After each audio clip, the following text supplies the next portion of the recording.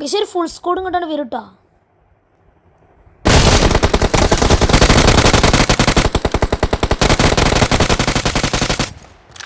പക്ഷേ ഒരുത്തനെ ഞാൻ അടിക്കും, ഒരുത്തന് രണ്ടാമന്മാരെൻ്റെ ടീമേറ്റ് അടിക്കും.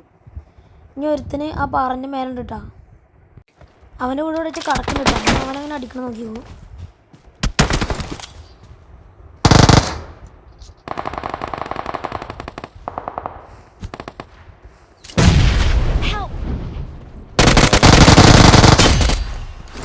ഗൈസ് ഈ ബിൽഡിങ്ങിൽ 3 പേരുണ്ട് കേട്ടോ.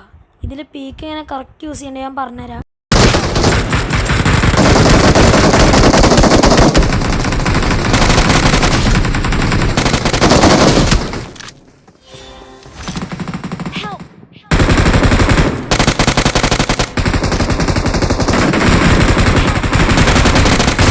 ഇപ്പോൾ ഡിസർവിങ് ആണെങ്കിൽ ഒരു സബ് വരണം കേട്ടോ. ബായ്.